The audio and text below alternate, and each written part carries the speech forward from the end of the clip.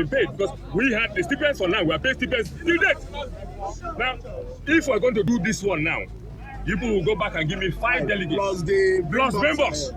We will go to Abuja. We will sit down in Abuja. They will give us their papers and so on. Then we will pay. Are you okay with that? Because you can see that when I say we paid, I'm not mixing words. When I say the first one I came, we paid 300 something million. The next one I told you I was bringing a laptop, I came and I brought the laptops. Now, if we have discrepancies, I'm not going to do that one alone with members. I'll take 5 delegates from the students. On Tuesday, the Nigerian Senate appeared set to tackle electoral violence by coming up with a bill to address election and post-election violence in the country.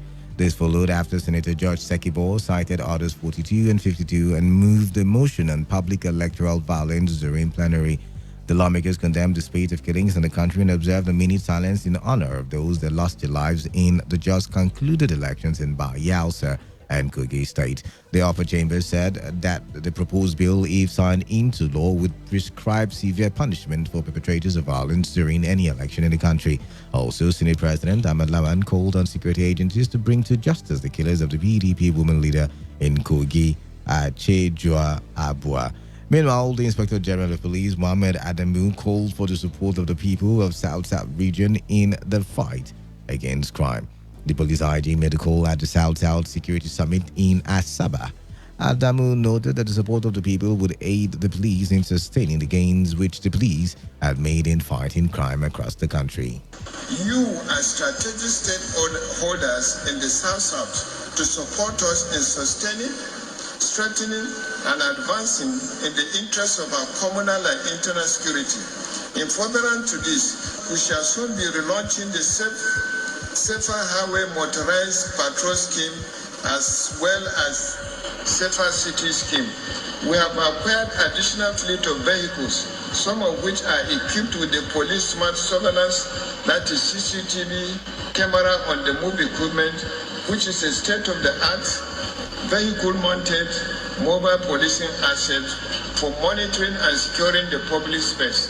This is part of my commitment to the concept of technology-driven policing. Some of these police smart surveillance patrol vehicles shall be deployed for the surveillance and security of our oil pipelines. On his part, the governor of Delta, Ifeanyi Okowa, in his opening address, stressed the need to build trust between the police and Nigerians. The governor also stressed the need for community policing in the country, describing security as everyone's business. Regrettably, the relationship between the police and the average citizen in our country is currently marred by distrust, suspicion, and even outright resentment. The police is generally perceived not as a friend, but as a conquering force working at the behest of those of us who are in the ruling class. There is therefore a compelling need to break down the walls of apathy and rebuild the trust through deliberate policies and actions. And I think that is one of the important steps that have been taken by the Inspector General of Police to try to rebuild the trust and make the people work together with the police. Still on Tuesday, the Labour movement in Rivers State said it would resist the Contributory Healthcare Protection Bill of the State House of Assembly if it was made compulsory. Chairman of the Rivers State Council of the Nigerian Labour Congress, Beatrice Utubo, said the bill should not be made compulsory for workers, while commending the state government for its initiative to ensure the proper health care of workers. Utubo warned that workers must not be forced to enroll into the scheme. Speaking in an interview with our correspondent, the Labour leader said his union would not hesitate to take a legal action against the state government if the bill was passed the way it was. Where we have issues is the way and manner it is being administered, or the way they are going to go about it. Because you don't force anybody to enter into any contributions, whether be it health or any other. It is something that should be voluntary. And we are saying nobody should use the workers as the guinea pig. Go out there and start with members of the public, with the people in the informal sector. When you start from there, then any worker who is interested and wants to key in, there should be forms. They will fill, and from there they will begin to deduct their money. It's not just at the end of the month you make a law and you begin to deduct people's money arbitrarily and without their consent. We will say no to that, and of course, we will be ready to challenge even up to the Supreme Court if that is the case. But we are saying we are not against it. It's a good one, it's a lofty one, but let it not be kind of compulsory. People should be able to voluntarily and say, I want to belong or I don't want to belong. Still in River State, the State House of Assembly Committee on Education was directed to look into the non-implementation of the River State Education Teaching of Indigenous Languages in Schools Law Number 4 of 2003. The House reached a resolution following the presentation of the motion questioning why the law was yet to be implemented. Speaker of the House, Ikunya Wajigbani, in his resolution asked the Committee on Education to invite the Permanent Secretary of the Ministry of Education to explain why the law was not implemented since its passage over 10 years ago. My knowledge of anthropology also reveals that there is that department of anthropology called linguistic anthropology, which studies how language actually influences social life of the living people and society, meaning language is very important. And for the River State House of Assembly to pass the law in 2003 means the values or the advantages attached to such laws well known to members of the River State House of Assembly since 2003. So I believe that the Minister of Education should be able to look at the issue. Sponsor of the motion, Aselem Ogugwo, representing Ikoyi constituency, told the Assembly Press Corps that local rivers languages should be introduced to the academic curriculum of the state. This law has been in existence since the 30th day of July 2005, but has not been implemented by the various agencies. They will not feel that it is necessary for us as lawmakers to see how they can revisit or implement that aspect of law. But this law has been in existence in some other states. Like as we know, if you go to North, they speak their northern language. If you go to the western part of the country, they speak their language. If you go to the eastern part of the country, they speak their language. But here we have this law, but the failure for the implementation, that is why we have to see today, that's why we have to sponsor a motion asking the UBE board or every agency that is necessary that has a role to play for this law to be in practice in Rivers State. Because still on Tuesday, more details emerged into the death of a student of the University of Port Harcourt, Prince Digbani, who allegedly committed suicide in his room at Alu Community. Our correspondent gathered that the late Digbani had expressed frustration with the way his life was going, which he believed was going nowhere. He was reported to have told his friend about his plan to commit suicide, but later claimed it was a joke when the friend attempted to stop him from being alone. The 400-level engineering student was later found to have ingested sniper insecticide after mixing it with yogurt. A neighbor of the late Digbani described him as an intelligent and hard-working student. Drank the poison. I saw the nutriment that I want to use the poison. I was at the gate. I was going outside to get something when he was coming inside with the nutriment. So I was like playing with him. Okay, you don't need bye you know, carry me along. So now I can say this is my only thing that I want to do for today. So I was like, bash me some now. Say no reason now. On Wednesday, the Nigerian Senate called on the private sector in Nigeria to co-fund HIV/AIDS interventions through partnership with government. This resolution was reached, among others, by the Senate after considering the motion on World AIDS Day sponsored by Senator Chukwuka Utazi. The Senate also urged the federal government to ensure adequate funding of the National Agency for the Control of AIDS, NACA, for the fight against AIDS and to control the spread of the HIV/AIDS in the country. The lawmakers stated that such fears were as a result of the outcome of the report of the National HIV/AIDS Indicator and Impact Survey unveiled by President Muhammadu Buhari in March this year, which showed that prevalence of the virus in Nigeria dropped from 2.8% to 1.4% among adults aged 15 to 59 years. Still on Wednesday, there was mild drama at the headquarters of the Independent National Electoral Commission, INEC, as Senator Dina Malai was denied access into the premises of the commission. Senator Malai, who had gone to INEC to submit more petitions, said he was not happy with the plans of the electoral umpire and wanted the exercise cancelled over what he described as intimidation of voters and violence in the first conduct of the poll. The PDP candidate asked INEC to postpone the exercise, alleging that the electoral umpire did not include some of the polling units that were cancelled during the November 16 election in the forthcoming supplementary poll. Also on Wednesday, the Nigerian military said it declared, released, and handed over 983 detainees suspected to be Boko Haram insurgents to the Borno State government. The detained suspected insurgents were handed at Giva Barracks in Maiduguri, the Borno state capital. Theater Commander, Operations Lafayette Dole, Major General Olusegun Adeniyi, presented the clear detainees to the governor of the state, Professor Babagana Zulum. Here in Rivers State, as Rivers people awaited the presentation of the 2020 appropriation bill, the Rivers Civil Society Organization urged the state government to concentrate more on education, employment, and security. Chairman of the Rivers Civil Society Organization, Nefe Georgeville, in an interview with our correspondent, expressed disappointment over the inability of the state government to generate employment since 2015. Nefe stressed that the non-availability of the budget for scrutiny by Rivers people was undemocratic. Nefe therefore called on the Rivers State government to publish the 2020 appropriation bill on an accessible website for public analysis and for the sake of transparency. Still in Rivers State, the National Population Commission flagged off the enumeration area demarcation exercise in Eche local government area of Rivers State. The exercise, which was intended to divide the local government area into smaller units for easy access and coverage by enumerators during the national census period, kicked off with the training of functionaries for a successful EAD exercise in the area. Speaking during the exercise, the Federal Commissioner, National Population Commission, Rivers State, Ipalibo Ari, who disclosed that the exercise was the sixth in the state, said it would serve as the basis for local government planning.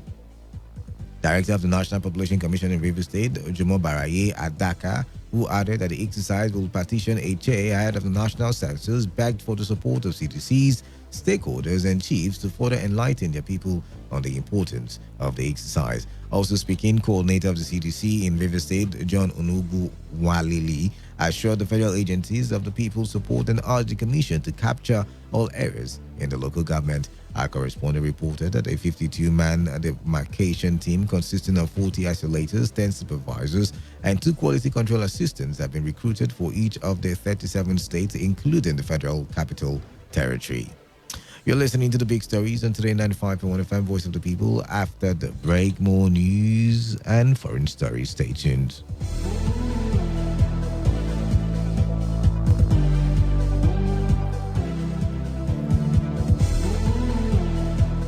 You're still listening to the big stories on Today 95.1 FM, Voice of the People. Welcome back. On Thursday, President Mahmoud Buhari asked the National Assembly to review and approve the 2016-2018 external borrowing plan. The president made a request in letters forwarded to the legislature and read on the floors of both chambers of the National Assembly in Abuja. The president, in the letters, explained that the request was for specific outstanding projects under the 2016-2018 borrowing plan. He further said that the 8th National Assembly approved only a part of the external borrowing request forwarded to it in September 2016. This, according to President Buhari, stalled the federal government's implementation of critical projects spanning across the mining, power, health, agricultural, water, and educational sectors. In the meantime, like the Nigerian Senate, the House of Representatives passed the Financial Bill 2019 submitted by President Mahmoud Buhari. The House passed the bill 1 week after it scaled through the third reading and was passed on the floor of the Senate in Abuja. The bill sought to amend 6 tax provisions and make them more responsive to tax reform policies. Apart from the worries expressed by a cross-section of Nigerians concerning the increase in value-added tax on specific goods and services from 5% to 7.5%, the bill also amends the tax provision of the Customs and Excise Tariff Act to encourage local manufacturers. It introduced tax incentives for investment in infrastructure, capital markets, and supports small businesses. Also, the Federal High Court in Port Harcourt was scheduled to hear the matter instituted by some ex-agitators under the Presidential Amnesty Program against the federal government and coordinator of the Amnesty Program, Professor Charles Dokubo, on January 22, 2020. The ex-militants were in court to demand their entitlement, including monthly allowances from the federal government and the Amnesty Office, who they said had deliberately excluded them from all payments. The matter, which was slated for Thursday, could not be heard after fresh processes were filed. Counsel to the amnesty beneficiaries, Aso Biata Ojenama, said the plaintiffs who were unjustly removed in 2015 want to be reinstated back into the presidential amnesty program. Counsel to the third defendant, Fami Somiari, spoke further on what transpired in court. We have indeed filed an application to strike out the name of our defendant because plaintiffs have not brought any claim whatsoever. However, that application is yet to be taken because plaintiffs have just served us with a reply to that application fully when we hear that application. The case is essentially between the plaintiffs and the first and the second defendant. We as the third defendant and nominal defendant are merely agents of a disclosed Still on Thursday, Senior Special Advisor to Rivers State Governor Yesomiki on physically challenged matters, Takena Zephaniah resigned disappointment. In an 8th paragraph, 15-page resignation letter to the governor, Zephaniah Atride noted that it appeared that he had been disengaged of his appointment even before his resignation following the action of the governor in his office. He complained that since his appointment in 2016, his office had never had a running cost. He added that he struggled to pay his staffers their allowances from his personal salary of about 328,000 naira. The former SA commended the governor for appointing him, adding that it proved to the world that people living with disabilities could also handle government positions. The former senior special advisor to Rivers State Governor Yesomiki on physically challenged matters, taken as the F9 Atride, therefore regretted that even as an SA to governor, he could not be able to pay his father's medical bill, which led to his death in September since he was old from July till date. It was unknown if the governor had accepted or rejected the resignation. Still on Thursday, transport unions appeared to be divided on the directive by the Rivers State House of Assembly Committee on Transport for the state chapter of the National Union of Road Transport Workers to stop the collection of levies from their members pending the outcome of a petition. The committee gave the order after a meeting with members of transport unions. But in an interview with our correspondent, the chairman of the Rivers State chapter of the National Union of Road Transport Workers, Omenia Ibaha Kalango, said the House of Assembly had no powers to stop the union from collecting levies. Kalango said his union does not operate under the Rivers State laws. I have not heard about it. If they say something like that, it's wrong. We are not working under Rivers State government, okay? We are not working under assembly. We are not working anybody. We are private sector. The laws, the union operates are not state laws. We are national union, transport workers all over the country. So we are not operating state laws. So state assembly has no right to come and say they should not this and that. They have no power to do that. The Rivers Transport and Investment Corporation, Rivers Drivers Transport Cooperative Union, and Self-Employed and Commercial Drivers Association had petitioned the House Committee on Transport over alleged extortion of its members by the NURTW. Also, successful applicants for the Rivers State Neighborhood Watch Safety Corps issued a 14-day ultimatum to the state government to commence the operation of the Neighborhood Watch or have them occupy the government house entrance. The applicants of the Neighborhood Watch, who were mainly the coordinators from the 23 local government area in the state, expressed concern over the delay in the commencement of the scheme 1 year after the training was disrupted by security agents. In a media briefing in Port Harcourt, the applicants also expressed worries that even after a court of competent jurisdiction have delivered a judgment affirming the right of Rivers State government to set up the scheme, the commencement has been delayed. In a communique read out by one of the coordinators, Prince Amatari, the group said it was ready to collaborate with security agencies to fight the prevailing crime in the state, but expressed dissatisfaction over the delay in the commencement of operations. Also, on Friday, President Mahmoud Buhari departed Abuja to participate in the 5th Gas Exporting Countries Forum Summit in Malabo, Equatorial Guinea. The senior special assistant on the media and publicity to the president, Gaba Shehu, made the disclosure in a statement. The statement said the one-day meeting will be attended by leaders of major gas-producing nations of the world. The presidential spokesman said the idea of the GECF was first mooted in 2001 when the first ministerial meeting held in Tehran, Iran, while the first GECF, otherwise called Gas Summit, took place in Doha, Qatar in 2011 with Nigeria represented at the highest level. Shehu said the Nigerian delegation would also use the opportunity to discuss current trends in the global gas market, potential policies for the energy sector, and opportunities for collaboration. Now on the foreign scene, dozens of children were poisoned by a leaked natural gas at a school in central Russia. The gas was believed to have come from a distribution facility in the town of Vad, which is located in the east of Moscow. DBA reported that more than 40 school children and at least one adult were hospitalized. Also, Japanese members of parliament tried out tried out collapsible plastic helmets as part of an earthquake drill in Parliament. It was the second drill since the kits were introduced in 2017. Earthquakes were extremely common or are extremely common in Japan. A magnitude 9 quake in 2011 triggered a massive tsunami that killed nearly 20,000 people. On that note, we call it a wrap on this week's edition of The Big Stories. It was produced by Stella Sasungu of our news department. Thanks for listening. I am Kala Dakaru Basbo.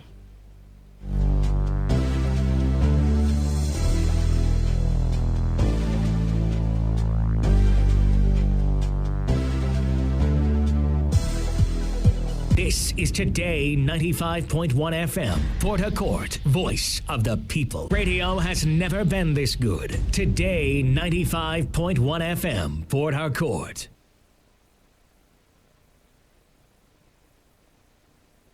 Harcourt, are you ready? Today 95.1 FM, the voice of the people. This is Today 95.1 FM, Port Harcourt, voice of the people. Good to have you here. Representatives from Daily Income, Engineer Offer Monday. He's the MD CEO, Funny Vision Nigeria Limited. Good to have you here.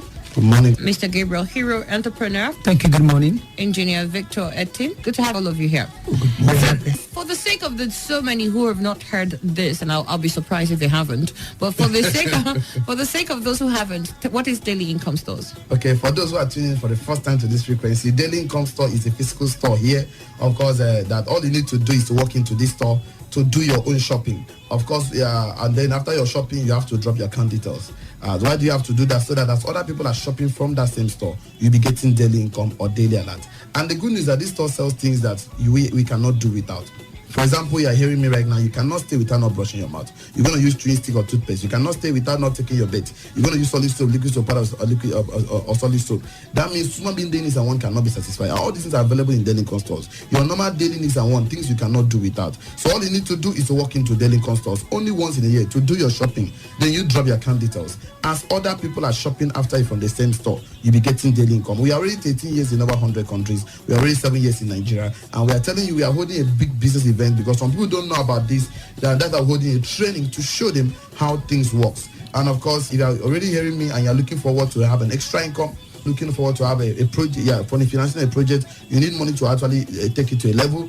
We can show you this opportunity. You go to Daily Income Stores, you do your shopping. Of course, you drop your account details. As other people are shopping after you, you'll be getting daily income. So if you're interested to be part of this event, we're going to give you details more soon. What makes this store different? What's the innovation? What's special about Daily Income Stores? Honestly speaking, I've been saying this over and over again. What makes us different is this. Traditionally, walk into any store, what you do is that you give money in exchange for goods or services. That's what you do traditionally. And of course, you walk out of the store. Transaction has been completed. But in Daily Income Stores, you don't just give money in exchange for goods or services. The company will give you an opportunity to drop your account details. That's what makes us different. Okay. That's what makes us unique. That's what makes us quite called that advancement in technology. That is the innovation about our business. All right then. So shop and then drop your account details. And as people shop after you in that same particular store, not all the stores.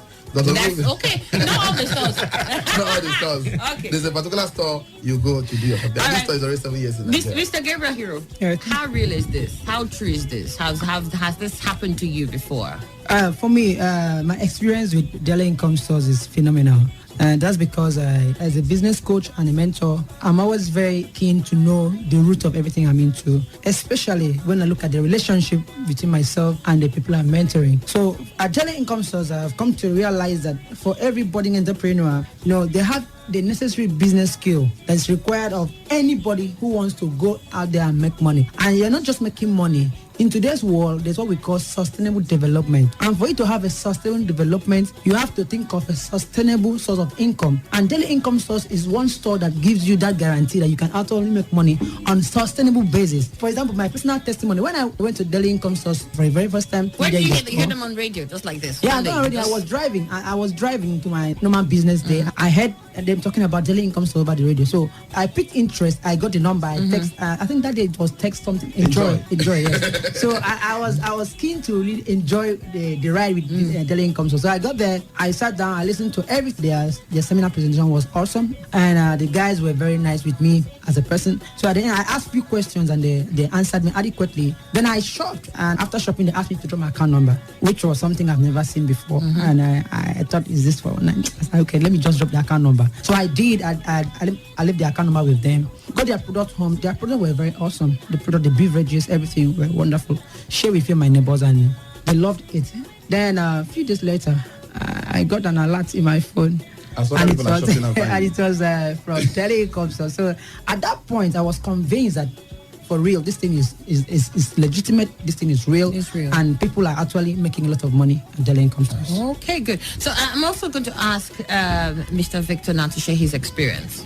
All right, thank you very much. My humble self, I actually heard about daily income stores on radio. Actually, it was on a Saturday because I worked in one of the multinationals, and no, I don't work on Saturdays. So it was on a Saturday. I tuned to my radio. I heard about daily income stores where you shop once, you drop your account number, you get paid as other customer shops after you. Of course, the first day I heard, I doubted it. I did not believe it. I was wondering how possible was it that you're going to shop, then you get paid as other customer shops from the same store. It was the second Saturday I heard about it again. I said, okay, a question came to me, have you not used toothpaste? I answered myself, I've used toothpaste. So why not go and see? I went to the program. On getting there, I saw that the products they actually had were all NAFDA certified, toothpaste, soap, beverages, things that we use every day. Of course, they are packed in hampers. I decided to pitch an hamper for myself. Before I left, I dropped my account details. I got home, I told my wife about it. We used the product. It was awesome. Of course, I told all my neighbors and every other person. They Wednesday, they did their shopping. But today, a few days later, I got an alert. I must confess to you that what I'm getting from daily income stores today has been wow. I don't want to mention figures on the air, but for those that are listening. They're looking at you, you know it's wow. And this has been consistent. As people have continually as other people keep shopping from the same stores. Of course, so 2 years. That's what I'm saying. For 2 years now, it's not what it's just happening. So income money 2 years now. Of course, it's not new. That's why we are here in this city to tell the people about it. So who can be part of the training? Actually, we are expecting to see everybody. We are expecting doctors, engineers, commissioners, educated, not educated. As far as you are spending money every day, you deserve to make money every day from daily income stores. At least everybody, of course, need an extra income. And definitely it's a one opportunity for you. I shopped 4 years ago. So I've been getting daily alerts for the past 4 years. So you are doubting, come and see me at the venue of the program. And it's going to happen tomorrow, no African time. By 11 o'clock for the morning section. You cannot come by morning. We have the evening section by 4 p.m. It's an hour training. We have question time for question and answer. For those who want to actually do their shopping, you can do it at the venue of the program. You can pick your packages at the venue of the program. You can always drop your account number because bankers are always there for those who don't have account number to open the account. So we have free product for the first 100 participants. No more 10. But we normally have crowds in our program, so we're increased to 100 right now. So if you're interested, just text the word enjoy. For those who want to enjoy in 2019, I think he's going to get me call the number. Please text the word enjoy. Just text enjoy to this number 0810 659 8797. 0810 659 8797. Again, 0810 659 8797. Okay, so I know that this is fantastic. I mean, you said you've been with it 2 years, you had 4 years, you last year, and then it has been awesome. But as we all know, with every business, there's got to be some risk to it. There must be something about the job that you must tell people that see you. Okay. Sure. There's a risk involved. The risk involved is that if you shop from daily income stores and no one else shop from that store, the store cannot pay us because that particular store now. That particular store. It's not Ponzi scheme, it's not cryptocurrency, it's not charity organization, it's not an NGO. This is a real business opportunity. So, but the question is that would there ever be a time people will not shop from the store? The answer is no. People keep shopping every day. For the past 7 years, this store has been in Nigeria. We are shopping every single day. And of course, the good news is that we get daily income. And I think, let him say the final word because we're running out of time. All right, go ahead. Let me have the final word. For those sitting at home still doubting, is it real? Is it possible? I want to tell you, for 2 years now, I've been earning this money. The first day I heard, I actually doubted it. So for you to be part of this program, like we said, you need to text us enjoy to this number so that we can reserve a seat for you. The numbers 0810 659 8797. 0810 659 8797.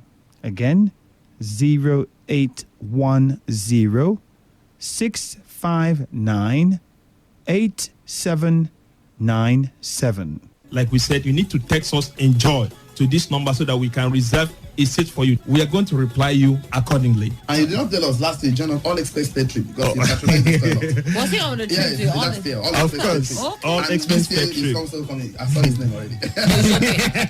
He's So okay. for those that want to be part of this I program, love those of us who just came in to go. That's a good one. Let me get your last word, Fen. All right, for me, I would like to say seeing is believing.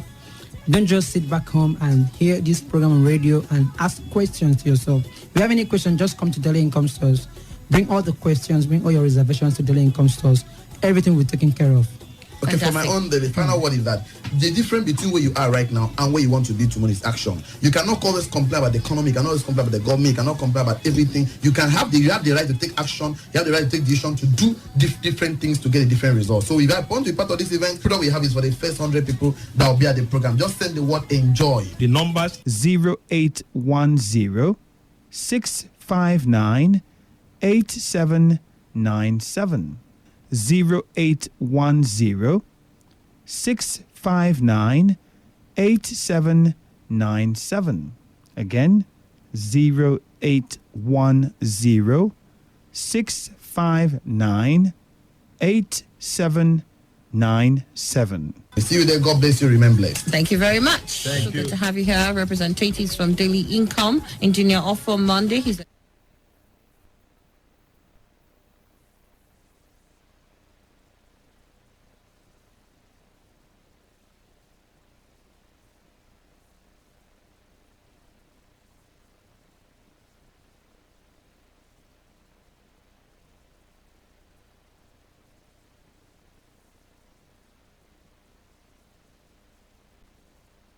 Radio has never been this good. Today, 95.1 FM, Port Harcourt.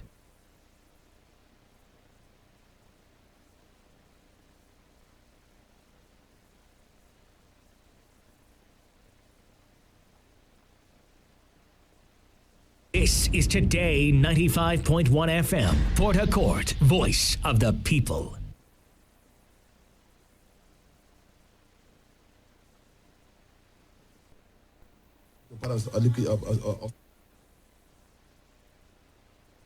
Harcourt, are you ready? Today 95.1 FM, the voice of the people.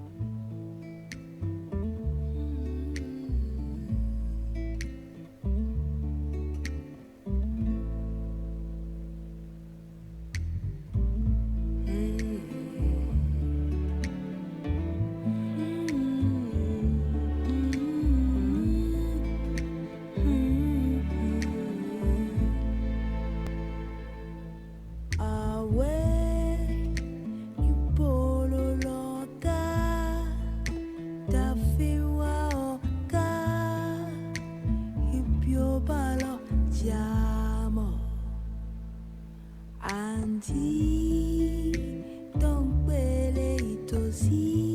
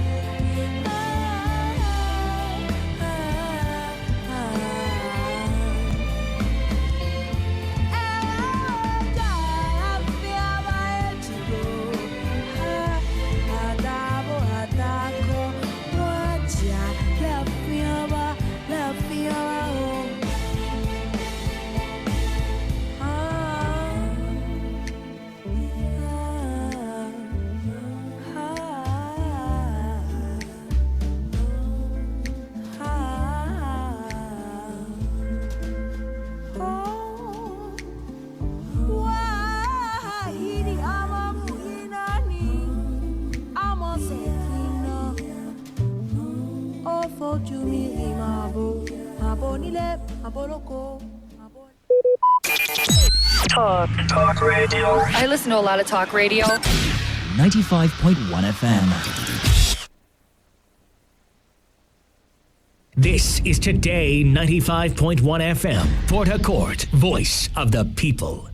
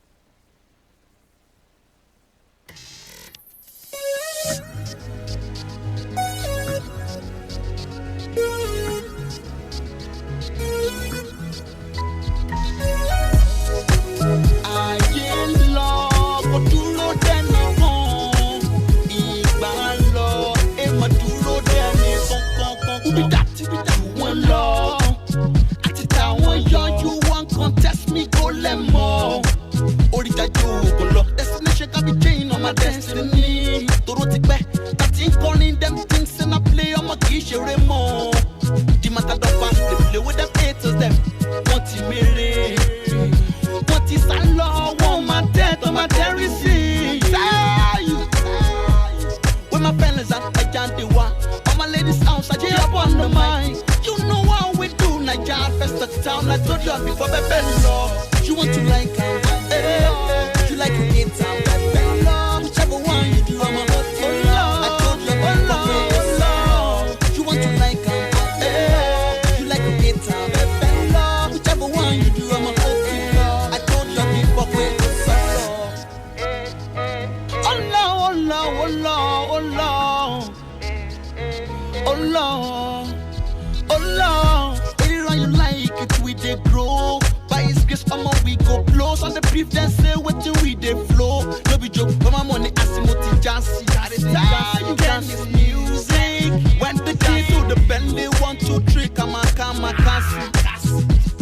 Listen up, that's why I waka reach a coile. Cause never day we no place to stay. Cause I wanna get paid. Everybody wanna get paid. Lord no say we know they play. Ile go contact me. I go reach there one day. And it's I love my own lay. You want to like it, only. You like it, it's a red love. Whichever one you do, I'm a hot love. I told you before when you say you want to like it, you like it, it's a red love. Whichever one you do, I'm a hot love. I told you before when you say once upon a time, I was walking in the street. Things went so bad, never knew I could be so fine. I never stop and walk with my time. I give you my 100%. Tori mama pe aye lo. Oh Lord, oh Lord, oh Lord, oh Lord. Tori mama pe igba lo. Oh Lord, oh Lord, oh Lord, oh Lord, oh Lord. Koduro. Yeah, yeah, yeah. You want to like that? Yeah. You like it, it's a red. Whichever one you do, I'm a hot. I told you before when you say you want to like that? You like it, it's a red. Whichever one you do, I'm a hot. I told you before when you say you want to like that? You like it, it's a red. Whichever one you do, I'm a hot. I told you before when you say you want to like that? You like it, it's a red. Whichever one you do, I'm a hot. I told you before when you say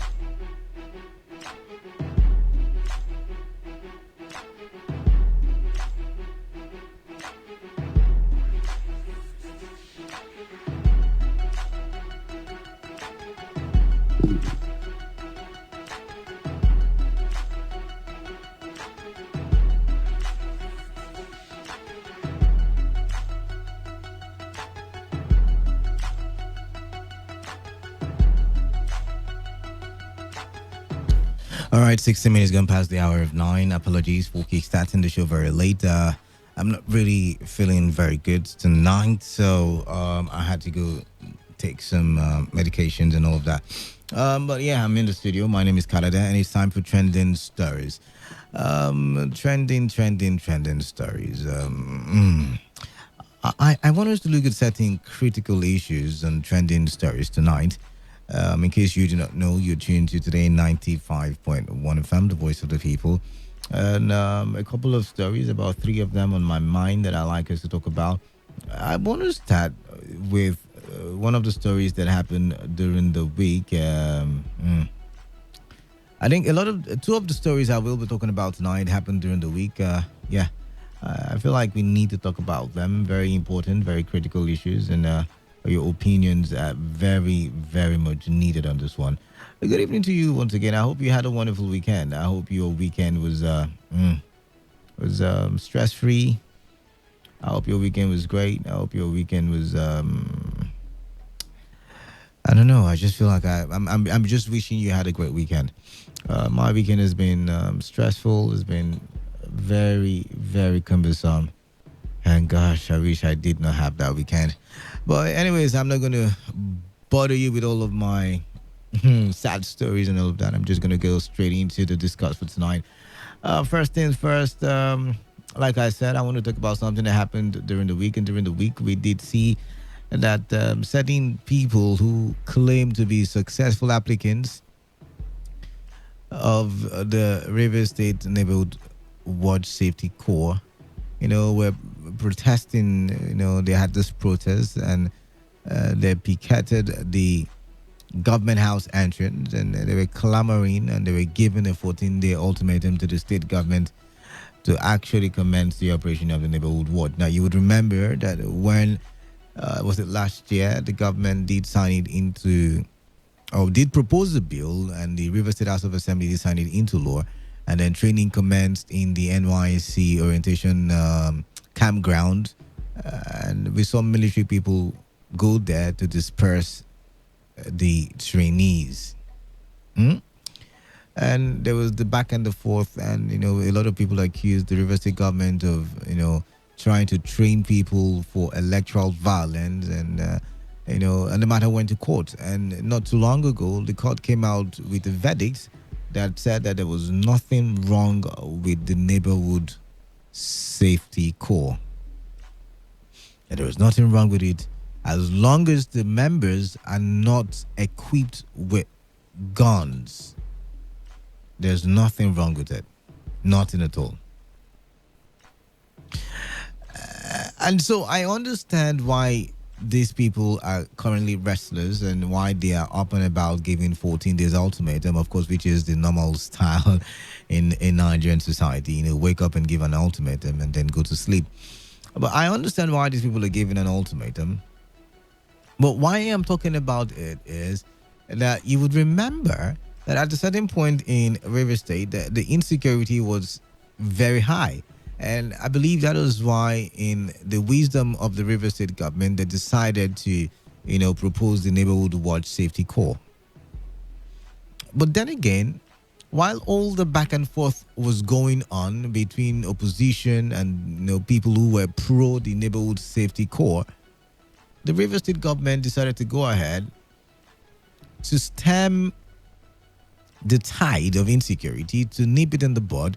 They decided to go ahead and, put some other security apparatus or, improve the security architecture of River State. Example, Operation Sting. And, I, for instance, I've had this debate several times on several occasions. I've asked the question, is it the Operation Sting that has brought about the relative peace that we're experiencing in River State, or is it the various units of vigilantes in River State? Because then again, in almost every street in Port Harcourt, I don't know about the other interior villages or interior communities, in every other streets or in all the streets in or almost all the streets in Port Harcourt City and Obiakpor, you will find vigilantes at work. I mean, if you come to the street of Today FM, you would find vigilantes at work. Vigilantes are working effectively.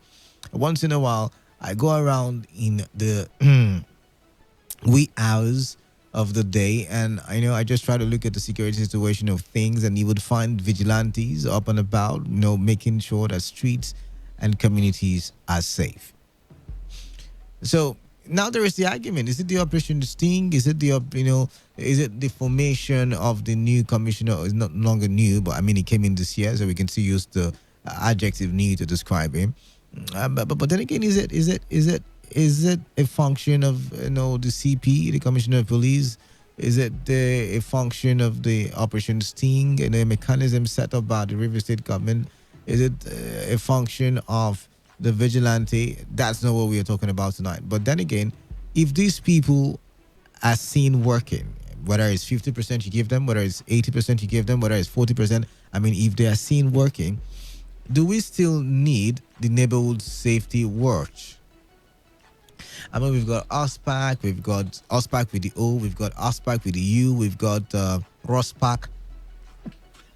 We've got different security outfits who have helped maintain peace and stability in River State.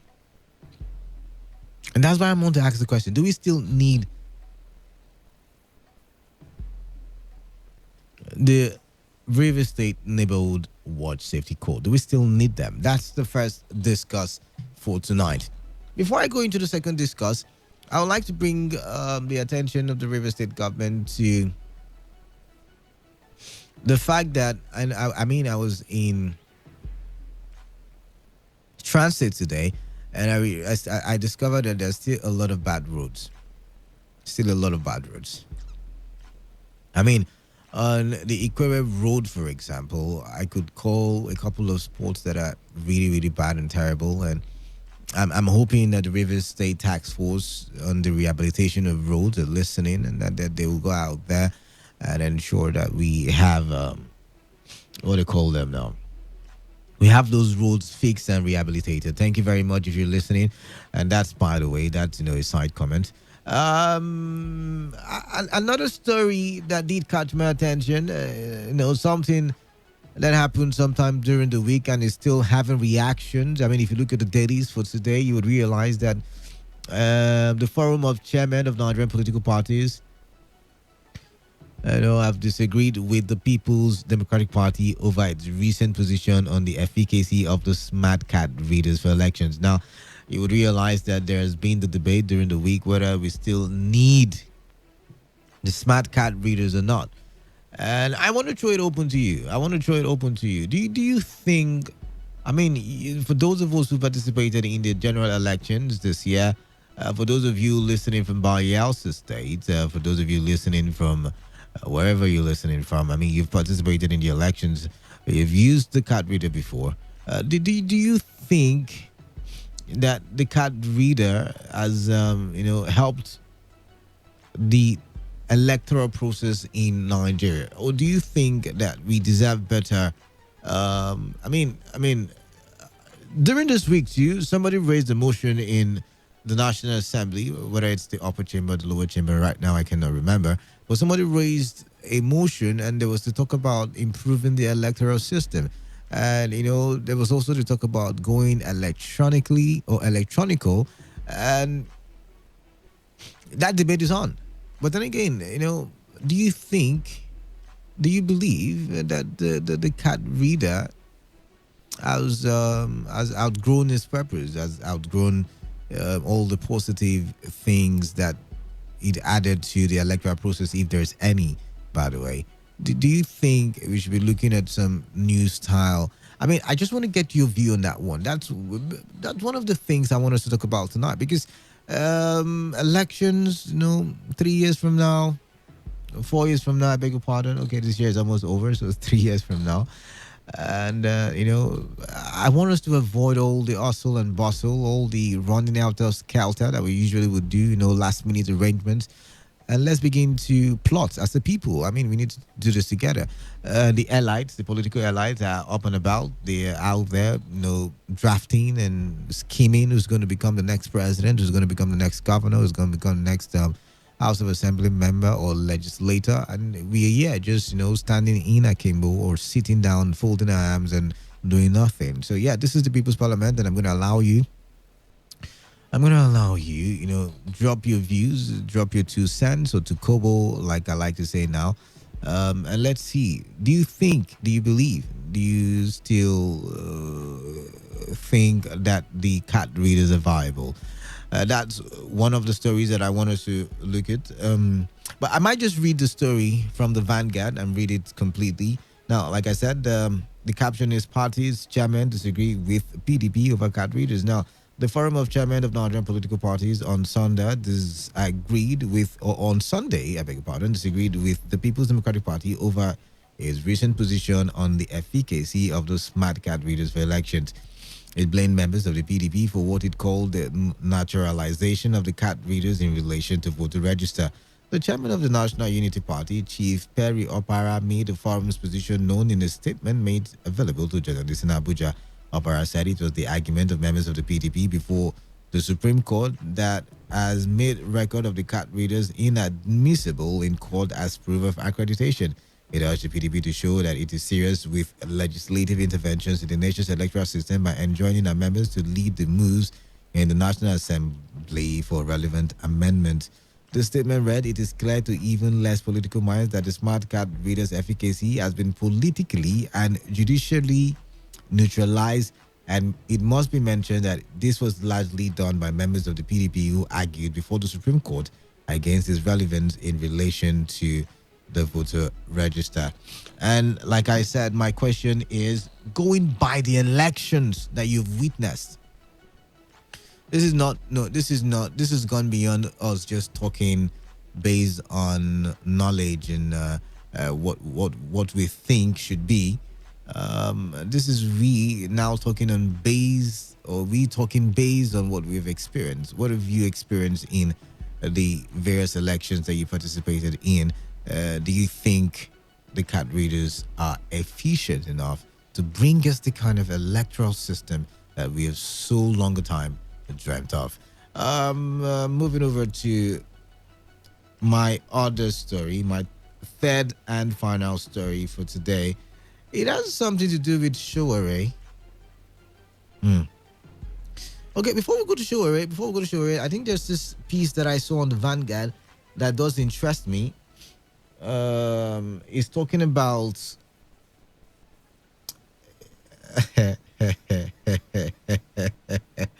oh my God.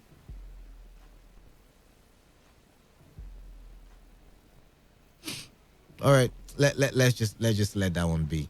Let's go straight to Showeray's matter.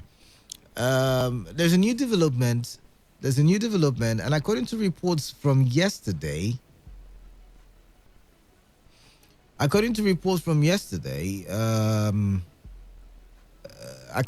cannot find the story right about now, but I did read it yesterday, and it says that Showeray is still yet to be released from detention, from the DSS detention, even though the court, has granted him bail for weeks now. And first of all, you all know, we talked about it. There was the excuse of nobody coming. Oh, first of all, the excuse was we have not seen the court papers. Then again, it went on to there's nobody available to pick up Showeray. And then it went on to the people who came to pick up Showeray were not the right people. And then it moved on to no reason at all. I mean, all of a sudden there was no reason at all. But then again, from what I read yesterday,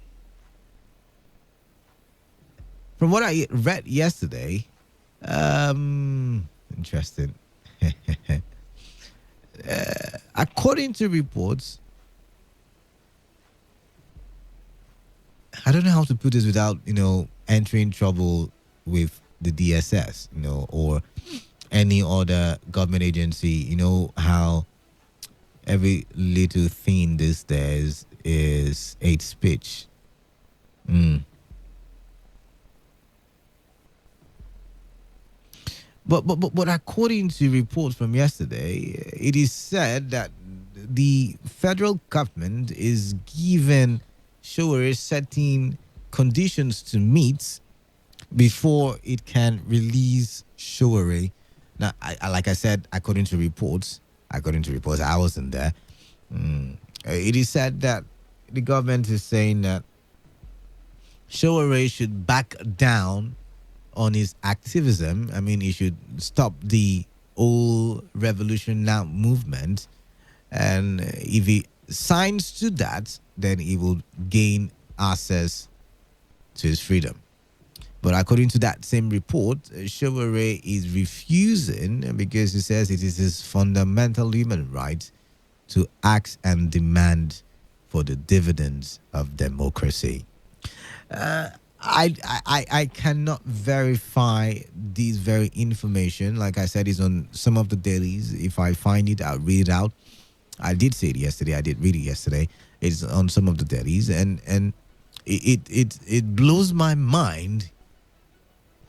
It blows my mind to think that such a preposition can even be placed in front of Showere when the court, once again, when the court has given Showere the right to walk out of detention. I mean, it has granted Showere bail.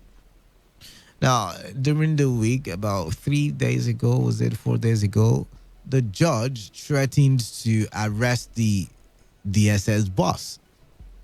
I don't know how possible that's going to be, but even the court is beginning to kick against the continuous detention of Showere and his co-accused or co-defendants in person of Bakare.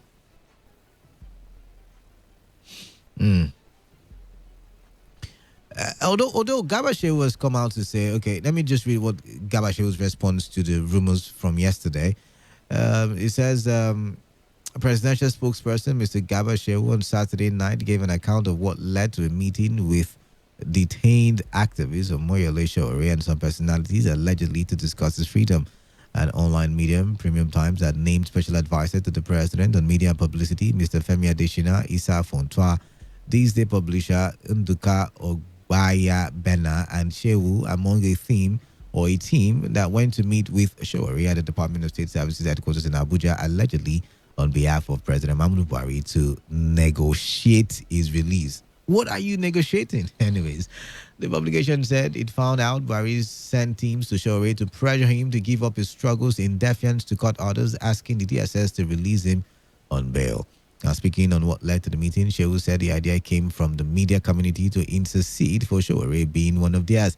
The presidential spokesperson said the meeting took place about the time the convener of the hashtag Revolution Now protest was arrested in August, adding that Showere had yet to be charged to court at the time. And Shehu stated that the meeting was neither arranged by Buhari nor held on his behalf by the persons who met with Showere. Yes, the leadership of the media community asked to see Showere and they were allowed to meet him. Their reasoning is that although he acted as a politician, the fact that he came from the media imposed a responsibility on them to intercede for him. It had nothing to do with President Buhari. Now, on the date of the meeting and what was discussed, he said this was very early after his arrest. He hadn't been charged as of the time. Showere was pleased to receive us. All our leaders asked him to do was operate within the law. He promised cooperation. He said that his lawyer needed to be talked to, and I am aware that his lawyer had been met. But you see, like I said, this piece does substantiate some of the rumors that I was talking about.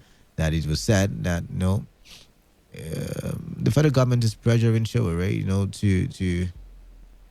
to accept a particular negotiation, and that he's going to drop his activism, and only then can he gain his freedom. What do you make of this? I'd like to get your opinion on all three topics. First of all, I said neighborhood safety watch, do we still need them? Seeing that the vigilante come the Operation Sting are doing a good job, and we have relative peace in River State. The second one I talked about was the smart card readers. I mean, even during the week, INEC had come out to say that, oh man, these smart card readers are no longer efficient. And of course, there's the PDP angle to it, and the political parties are coming out to say the same thing. Do you still think, from the experiences you've had with elections, do you still think that we need the smart card readers? And of course, there is the Omoyole Showere issue with the federal government. Time is fast spent. I would like your opinions right about now. 0817 0000951 and 0810-951-0951. Of course, you can send in your text messages to the number 0701 933 9962. 95.1 FM. Good evening, Canada. Yeah, good evening. This is Solo West. No. Oh, sorry, Okwandi Obina. I keep mixing your voices these days. I really need to rest. All right, welcome. So is my brother. welcome. Thank you. I want to say that on neighborhood watch, the governor not taking up again. The governor did what? I say he's not willing. He's not ready. He's not interested. Take it up again. All right. But apart from the governor, do you think we still need the neighborhood safety watch? Right from the onset, I have not been in support of neighborhood watch. All right then. Because I don't really know what they know about the work of coming to provide for us. They don't have the training. They don't have the technical know-how. What are they coming here there to do? They are even going to Washington before But remember that they were being trained at the NYSC camp when they were chased away by the military at the time. The only training they are going to do there is jump up, jump down, jump up, jump up. That's not what the delicate man needs. So, my brother, let's forget about that. All right then. All right. Thank you. Thank you very much for calling in. 95.1 FM. Yeah, this is Pastor Isaiah. All right. Kaladala.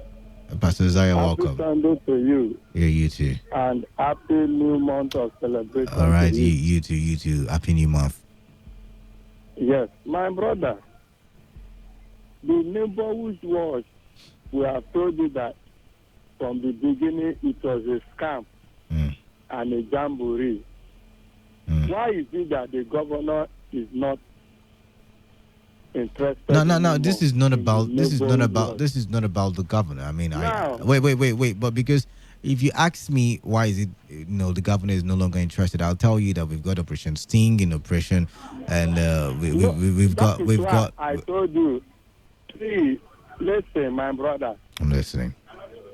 The point is that we told you people that it was because of the election. He wanted some civilian foot soldiers to be used for the election purposes. Lagos State has neighborhood safety watch. Were they used for the elections? Correct me again. That is why I'm telling you. His own was so obvious that it was for election purposes. Lagos State have their own, not closer to election period. They set us at arms separately and differently from election period. But his own. All right. Let's leave the governor out of this now.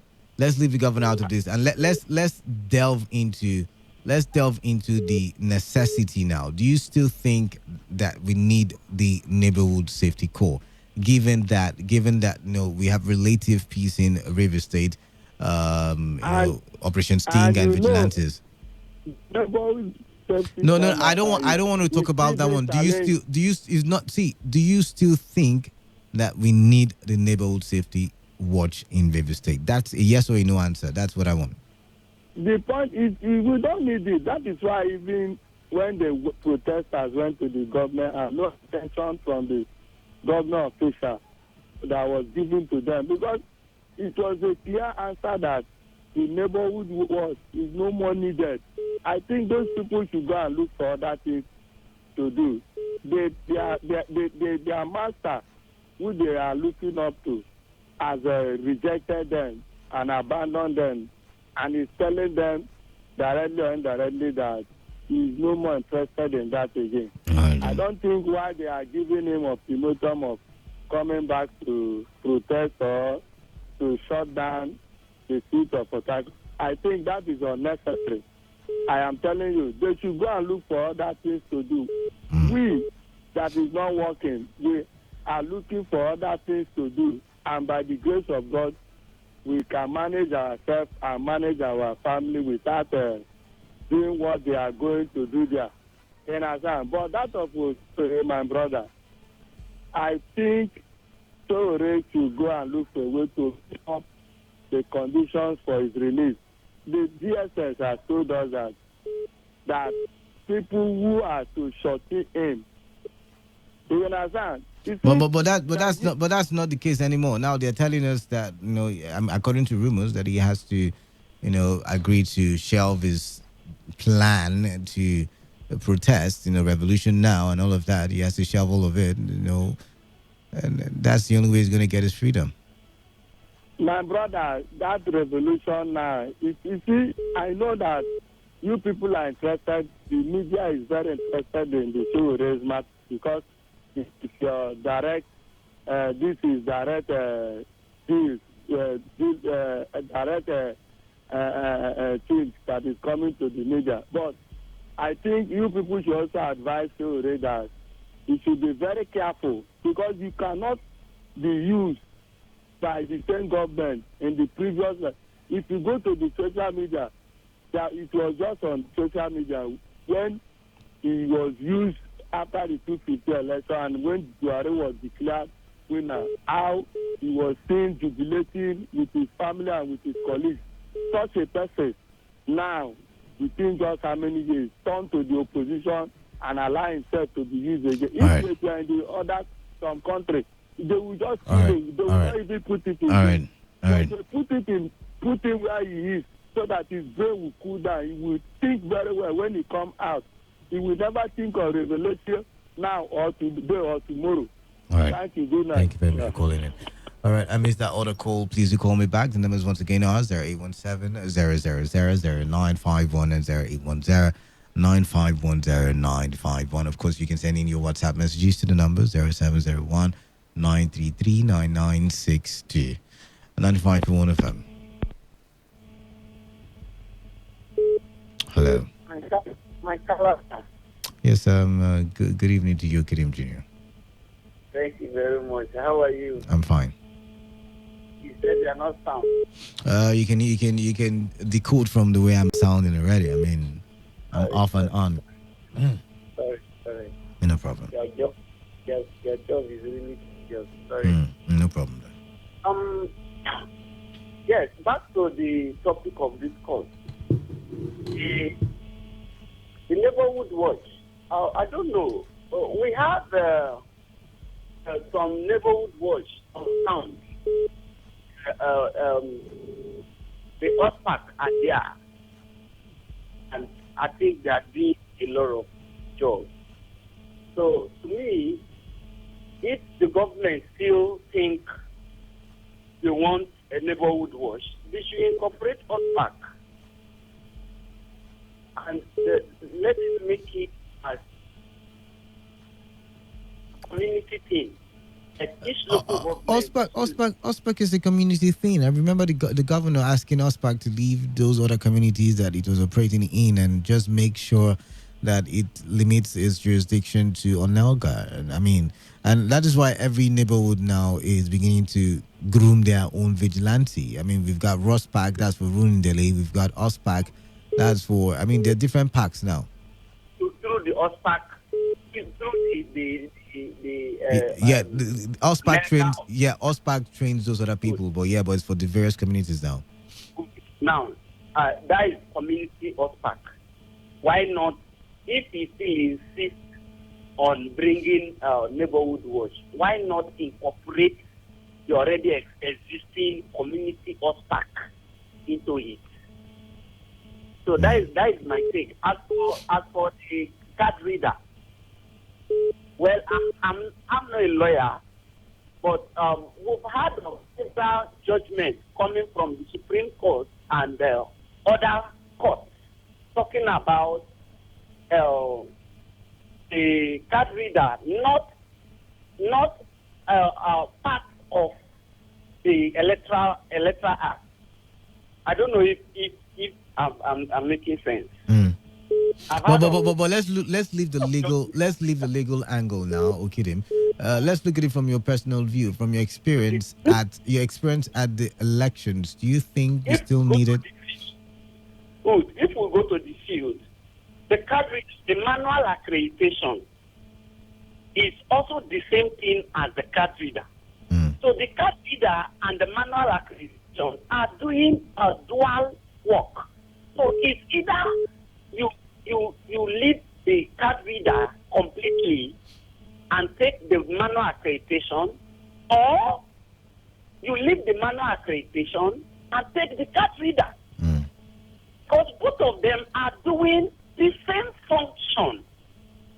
You getting me? So to me, the card reader has not really helped to improve the electoral act or electoral body or process in Nigeria. So to me, it's just a way of spending money and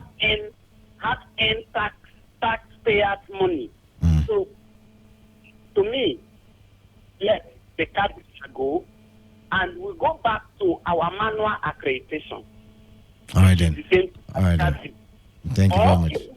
If we want outright improvement in the system, we should go all out for electronic voting, so that it will help to curtail crime. All right then. Thank you very much, Kidim. I've got to go to the next call now. 95.1 FM. Yeah, Kalala, good evening. Yeah, good evening. Yeah, this is Chris once again. Welcome. Yeah, well, on the side of neighborhood watch, maybe they are giving ultimatum.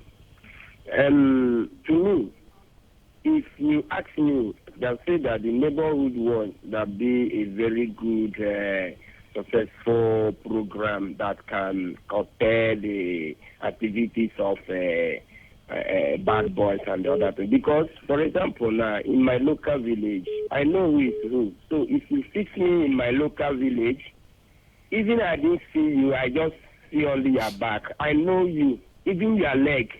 I can use the leg that you match. In all those days, when criminals come to stay in my area, through their leg, we can detect who the owner of the leg. We trace the leg to the compound. You see people's bag of gari. That's how all those days, that is how we detect criminals.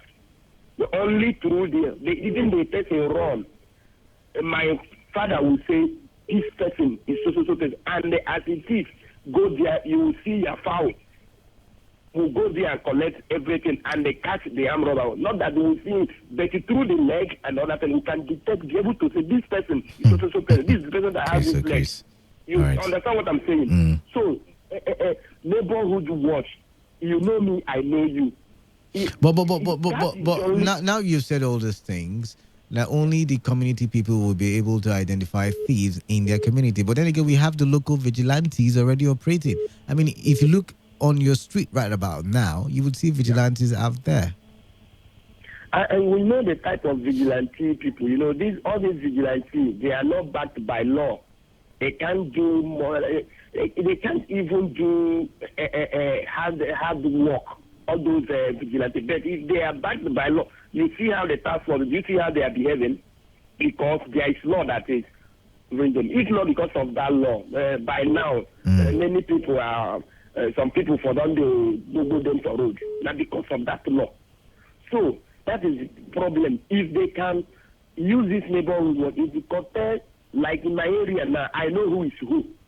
But in the nature of my job, I'm just estimating, and I know when I see this person moving like this, I know this person is so person. Only I will can be All able right, to say this all right, is the work this. all right. On the Showore issue, like I told Wait. You feel we still need the neighborhood safety code? Yeah, that neighborhood was if they can implement it. There's only that the community, because themselves, they know that if their children are doing all those things, they will not like it. On Showore issue, like I told you last time, they will not really Showore. All right then. The only way Showore can come out from there is through violence. If it can cause problem there, that the whole world will hear, they will force to release it. That is by taking them. Federal government, I know these people since 1989. They are very stubborn. They are not running democracy in this country. Autocracy. If you don't make your voice heard, you show threatening them, they will release them. All right then. Thank you very much for calling in. 95.1 FM.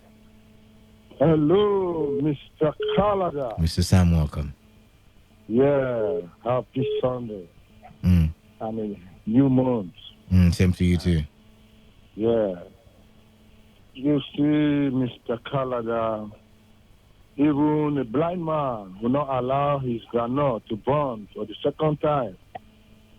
But you see, surely, fair to understand, even when he saw some event that has played in the country, not to talk when the General Buhari was head of state, how he threw some persons into prison.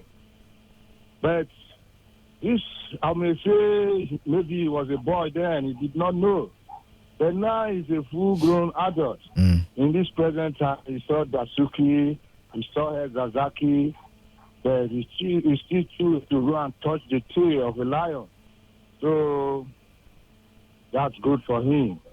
If he's able to meet up, but you say it's a rumor anyway, that if he's able to meet up to their terms, definitely maybe they will let him go. But if not so, let him continue to cool in there. And also, It should continue to cool in there, right? Yeah, he should be cooling in there. Right. He will even be living far better than some people who are roaming around, who don't have what to eat. Yeah, have free accommodation, free food, free everything. All right then. But some people are out there, they don't even have accommodation. They are moving around on the streets, sleeping from one place to another, thinking how to survive for the day. So, but sure, their government is feeding him, so good for him. All right then. But you see, Mr. Kalada, looking at the neighborhood watch, the truth is that this present government in Rivers State is not sincere. For the fact that if this government is sincere to tackle security in Rivers State, you see, governance in today's politics in Nigeria may not be continuous process. But security is a continual process. I'm making lay foundation on security here in Rivers State. If this governor wants to take care of security with all seriousness and sincerity, he did not build on that. They see for everything replicated. He just neglect everything. Okay, now, looking at the OSPAC, they are doing well. But you see, when OSPAC begin to do so much, they will tag one bad name on OSPAC and say they can't OSPAC. This, that. Now, he now told those boys neighborhood watch. Then, now, look at what is happening. So, those people, they are not sincere. All right, then. Just not, but see, this is not about the Rivers State government. Do you think we still need the neighborhood safety corps or not? My brother, see, we don't need them. All right, we then. have already foundation. We already have some foundation of security later in the state. They should work on that. All right, then. You see, this card. No. I have to let you go. I'm out of time, but thank you very much for calling in. 95.1 FM. Hello, Mr. Kalana. Good evening. Hey, good evening to you. Hello. Yeah, good evening. What's your name? Yeah, it's Uche calling you from Port Harcourt. All right, DK, welcome. My brother, I laugh at when people begin to talk about marching lion with democracy. it is indeed laughable. It's as if you are bringing this topic for some people to make mockery or make joke of it. How do you mean? We are talking about sanctity in the system as regarding to democracy. Do you understand? That is what those people should know. But let me tell you quickly that I, Uche, with my family, I will encourage Wike to continue with Neighborhood Watch. Then two, Mr. Kalada. Let me ask you a question. Did anybody take the statistics of damage that the military did in that place? Is there any damage? The court awarded the court fined. Oh, I lost you there. Sorry about that. But then the court again fined the soldiers who went out there to do what they did. 95.1 FM. Yeah, Canada, good evening. Yeah, good evening to you. Yeah, this is Kevin. I'm calling you from Atula. All right then. Yeah, let me really start with the Shawara matter. I think it would have been very nice the federal government to release this young man and really ignore him in whatever he really wants to do, any form of revolution, whatever agenda he has, which I feel in Nigeria he definitely cannot proceed with it, because Nigerians are not really willing to die. Nigerians are not willing to lay down their life for the betterment of this country. Sure, really might mean too well, but the people that might be following him cannot succeed with him. That's what I feel about that. Because if the government feel like they are going to shut him up or shut any person that want to rise against the bad side of the government, I think that definitely will not work. Because any man, I do tell people, that's what I hear my father once saying, any man who cannot shout at the wife when the wife misbehaves, that man possibly might die too quick of high BP, because he keep on harboring whatever is paining him. That's by the way.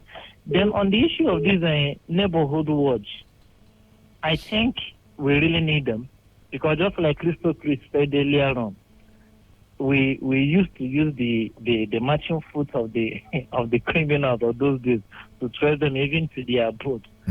So it is the people who live in the local neighborhood that knows who is who. But that is why we have a local vigilante. That's what I'm saying. We have, we have OSPAC for Nelga, we have ROSPAC for Rundele, we have the other packs for the other places. Do you still think that we need the Neighborhood Safety Corps? Yeah, the neighborhood, the local vigilantes we have, if they are backed by the laws of the River State government, there's no issue. But if it's just something we set up locally by within ourselves in various neighborhoods, you understand, one day they might catch a criminal, and ordinary threats from the security agencies might even make them let the person go. So if the local vigilantes in various neighborhoods can be backed up, I believe it can really help us. Just like you have been saying that you have seen some doing good work. Yes, they are doing good work simply because I live in a particular street and I know the bad guys who are here living with me. And when we're on duty, I don't think they might want to do whatever they want to do, because even from afar, we can be able to identify them. So I think if they cannot allow the neighborhood watch to stand, let them legalize the operation of this particular one so that we can secure ourselves. All right, Thank you. Thank you very much for calling in. And that's the last call for tonight. I once again apologize for kickstarting the show late. I did start the show 60 minutes into the hour. And like I said, it's because I had to go, look for medications. But I hope we can do this better next weekend. Up until then, of course, I'll be back in the studio tomorrow. And we would have opinion poll. And, before my very show, we would have today's Quest in the morning and today's Hustle in the afternoon. And, of course, very interesting topics lined up for your listening pleasure. Stay tuned. The world news is up next.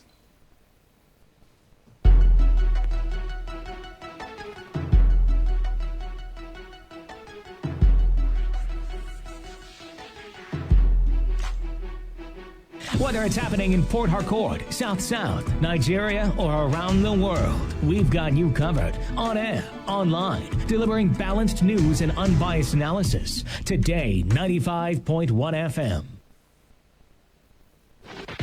This is Today, 95.1 FM, Port Harcourt. News.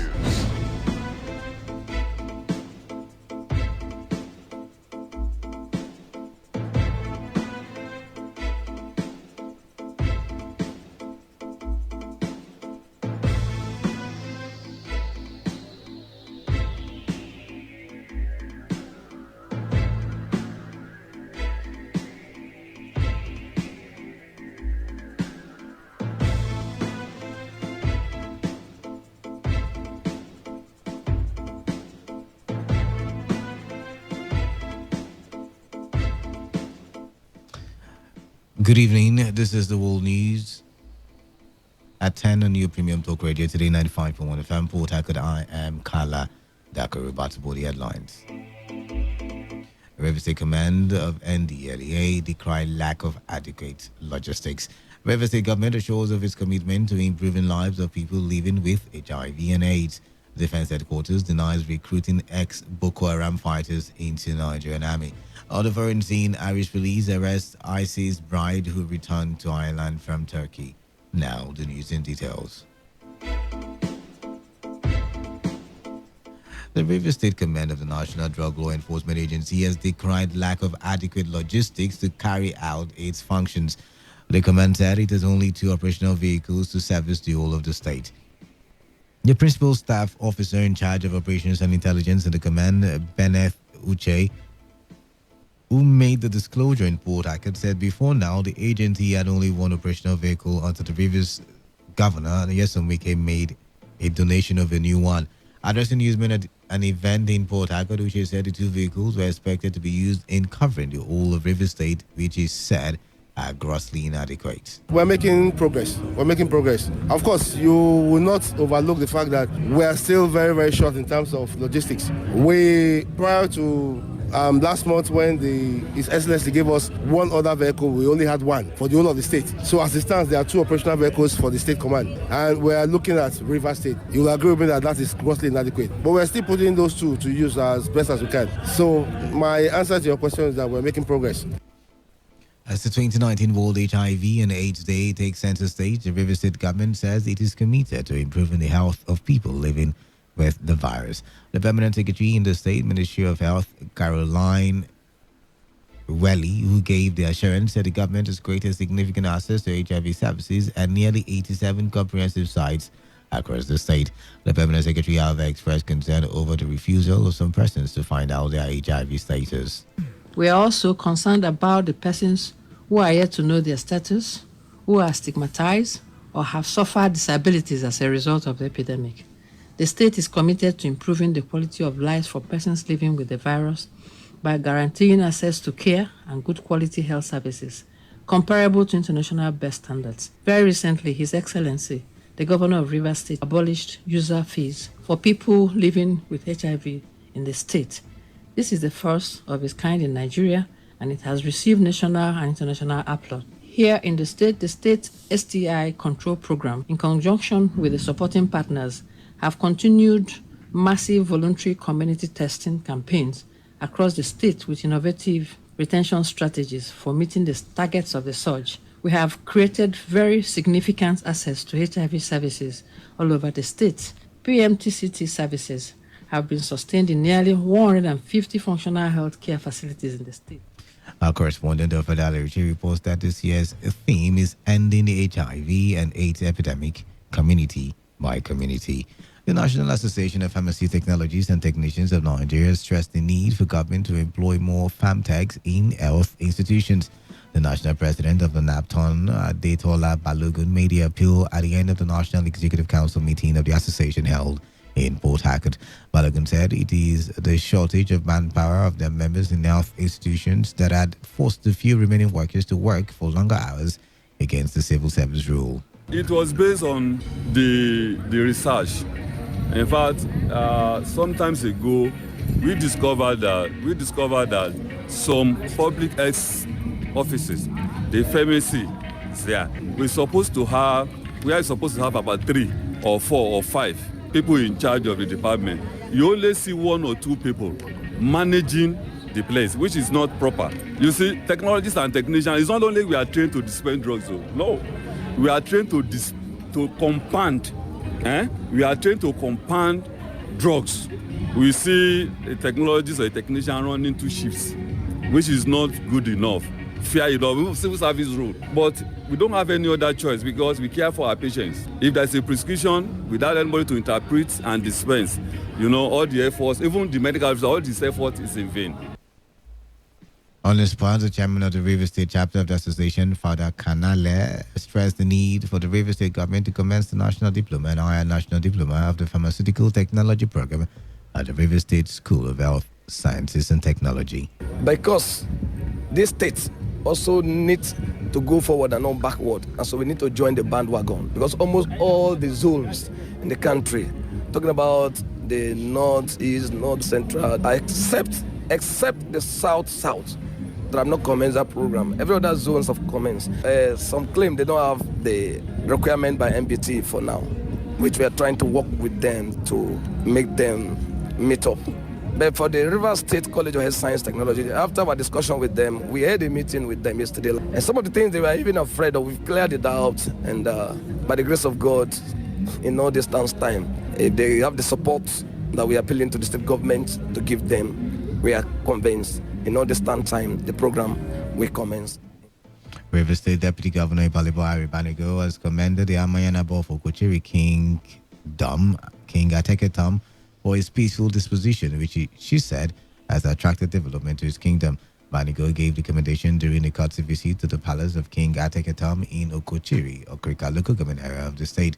The deputy governor said she was at the palace to commend the king for his successful 2 years reign on the throne. Ever since you were enthroned, we have seen that this community is full of peace and development is coming at a very rapid rate. So that is why His Excellency, our Governor, Chief Wilson, was absolutely correct in recognizing you with the recognition and your participation in this community. We are thankful to God that peace and development have once again returned to the Kochiri Kingdom. On his part, the palace spokesman, Chief Chris Birowu, said King Ateketam was delighted by the visit of the deputy governor, which according to him would foster a great working relationship.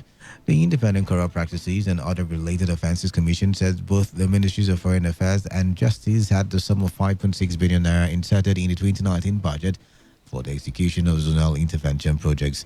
ICPC Chairman Professor Bolaji Owansanoye made the disclosure at a media roundtable in Abuja to promote the My Constituency, My Project initiative of the Commission.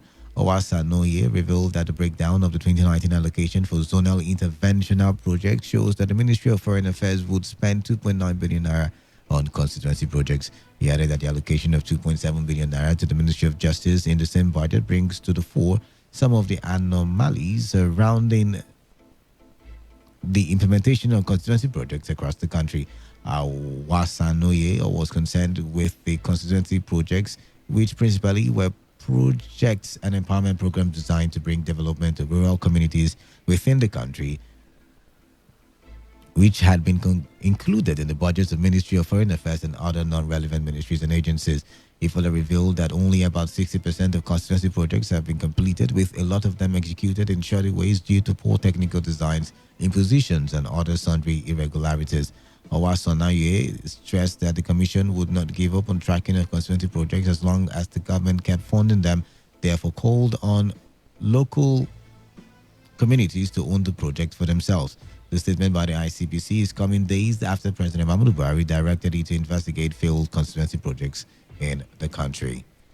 The Socio-Economic Rights and Accountability Project has filed a lawsuit against the Minister of Finance, Budget and National Planning, Mrs. Zainab Ahmed, over an alleged failure to disclose information and specific documents on the total amount of money paid to contractors from the $460 million loan obtained in 2010 from China. The loan was said to have been obtained to fund the Abuja Closed Circuit Television project, which Serap described as failure. Serap is also suing the government for its alleged failure to name the contractors involved. He therefore asked the federal government to explain why they have continued to repay the loan, among other things. The Defense Headquarters has denied the absorption of some de-radicalized Boko Haram ex-fighters into the Nigerian military. In a statement signed by the Director of Defense Information, Brigadier Onyema Iwachuku, the military says the claims are not only bereft of the truth, but laced with mediocrity emanating from poorly researched and uninformed positions. Iwachuku said no Boko Haram ex-fighter has been recruited into the Nigerian military and no such plan is in the offing. He stated that the de-radicalization, rehabilitation and reintegration scheme is a federal government program conducted under the auspices of Operation Safe Corridor as a non-kinetic operation targeted at low-risk combatants and has become a classical example in the Lake Chad Basin region and West Africa. The army spokesman added that over 250 repentant insurgents who willingly abandoned their struggle and surrendered to federal troops have been de-radicalized, rehabilitated, and reintegrated into the society by their respective state government in conjunction with traditional and religious institutions. The Nigerian Civil Aviation Authority says it has put in place automation to prevent emergence of new debts from airlines. The General Manager, Public Relations of NCAA, Samuel Aduruboye, said airlines' indebtedness to NCAA was more than 10 billion naira. Aduruboye said all debts owed by airlines were being defrayed as defaulters are expected to show evidence of payment before services were rendered. Reports say the debts are accrued from 5% ticket and cargo sales charges collected by the airlines in trust for the regulators. The ticket sales charges is a charge collected for the agency by the airlines in trust to be remitted to government coffers in order to avoid collection before flight and creating confusion, delays, and missed flight. Aduruboye said that the main source of revenue for the agency remained the internally generated income from the 5% on TSC and 5% cargo sales charges. The candidate of the All Progressives Congress, Senator Asmat Adeyemi, has won the Kogi West Senatorial District election. The returning officer of the election, Professor Olajide Lawal, made the announcement at the Coalition Center in Kogi State. According to him, Senator Adeyemi polled a total of 88,373 votes to beat Senator Dinamlai of the People's Democratic Party, who scored 62,113 votes. Rufus Ayenigba of the Social Democratic Party, who came third, was said to have polled 659 votes. The Independent National Electoral Commission made the declaration 2 weeks after the first ballot was declared inconclusive. You're listening to the World News on Today 95.1 FM, Voice of the People. After the break, more news, foreign and sports stories. Stay tuned.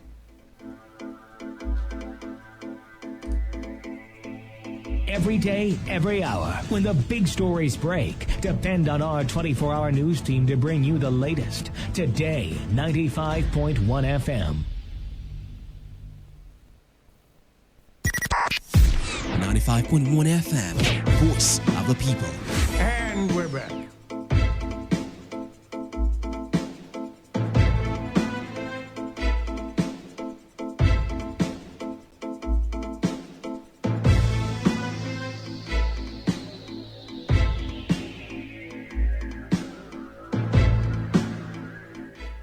Still listening to the World News on Today 95.1 FM, Voice of the People. Welcome back now to the rest of the news.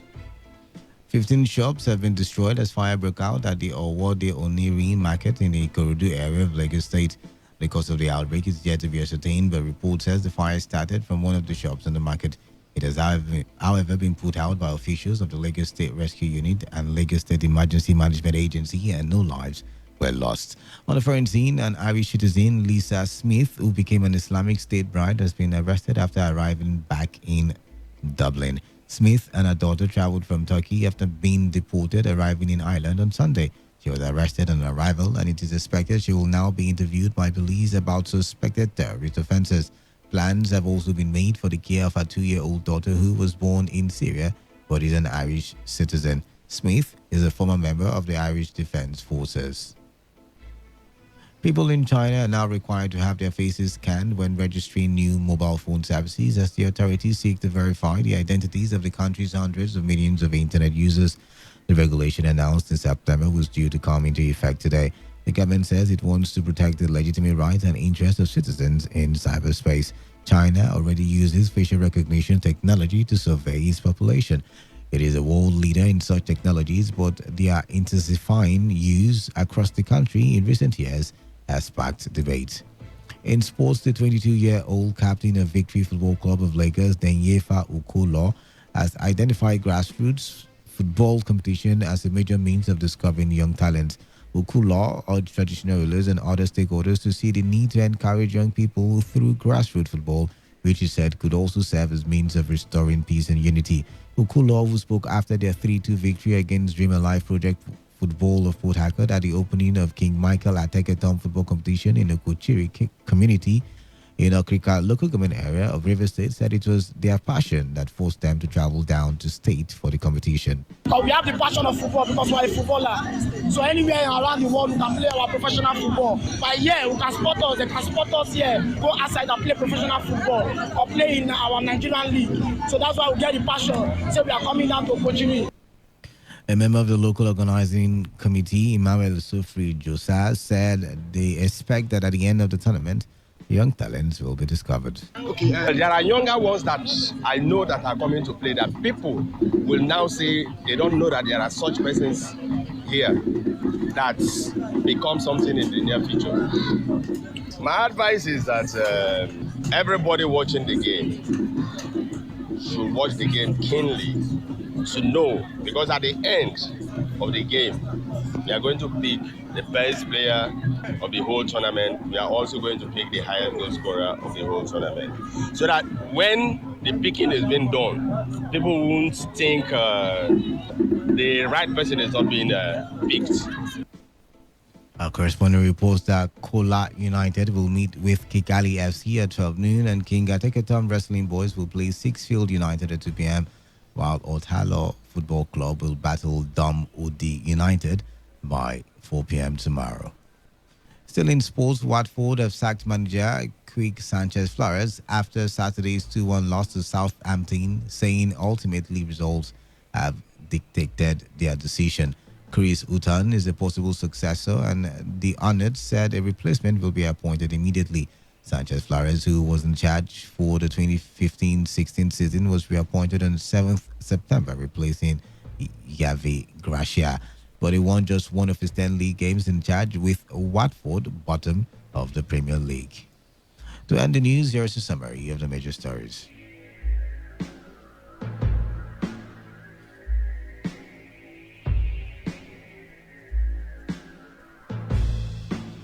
The River State Command of the NDLEA has decried the lack of adequate logistics to carry out its functions.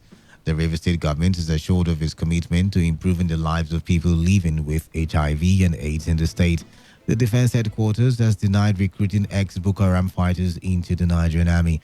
On the foreign scene, Irish police have arrested an ISIS bride, Lisa Smith, who returned to Ireland from Turkey. That was the news as detailed by Chinidu Owuna. For comments and inquiries, please call 0815 341-8657 or 0814-434-3502 or send your emails to news@todayfmlive.com. You can also read our stories on www.todayfmlive.com. I am Kala Dakar Batsbo. Thank you for listening and stay tuned to Today 95.1 FM.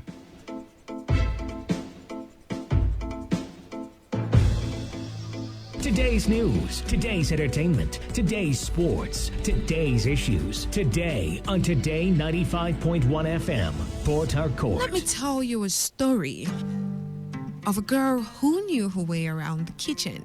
She cooked a mean meal, surpassing anyone's by miles, till she met a boy who knew his way around the kitchen, and he dished the best meals ever. But here's the best part of the story.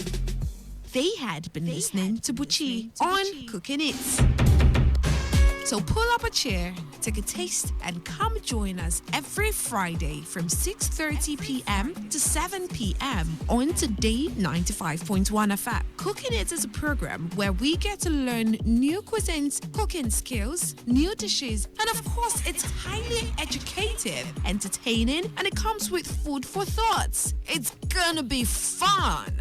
Laughter is brightest in a place where food is. And that's because life is endlessly delicious.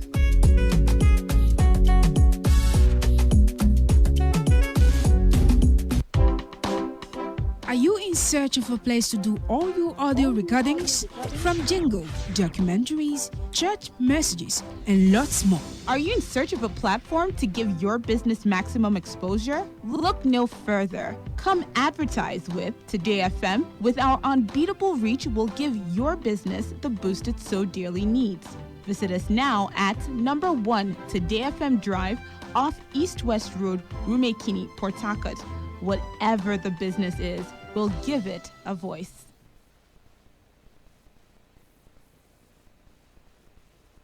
You want a quick way to get to all the exotic places you've ever dreamt of? Let's roll, baby. I'll tell you. Where are you going? Wherever the music takes me, kitten. It's on Exotic Places. I got my travel orders.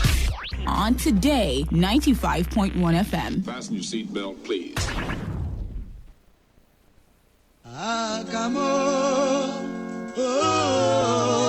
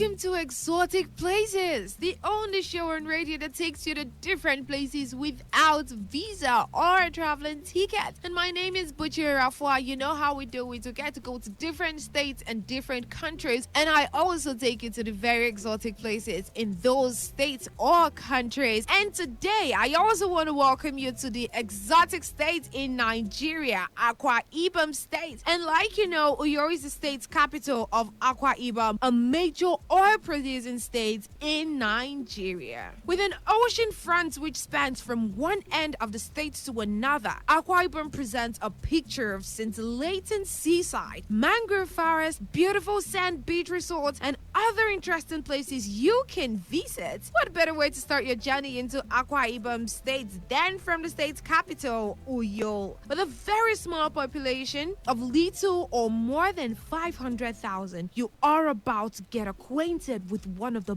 best organized cities in Nigeria. Quite simply, Uyo is always camera ready, leaving many tourists with several pictures, perfect moments, and memories they would find hard to forget. Now, without much ado, let me take you to the history of Akwa Ibom, and then I give you the exotic places in Akwa Ibom State. Akwa Ibom is one of Nigeria's 36 states with a population of over 5 million people. The state was created in 1987 from the former Cross River state. The state's capital is Uyo with over 500,000 inhabitants. Akwa Ibom has an airport and two major seaports on the Atlantic Ocean with the proposed construction of a world-class seaport, Ibaka Seaport at Oran. The state also boasts of a 30,000-seat ultra-modern sports complex. It is shaped like the Allianz Arena Stadium and it has modern and world-class facilities. Akwa Ibom State is also home to the Ibom E-Library, a world-class information center in addition to English. The main spoken languages are Ibibio, Anang, Eket, and Oran. And now here in Akwa Ibom State, the major cities you can find there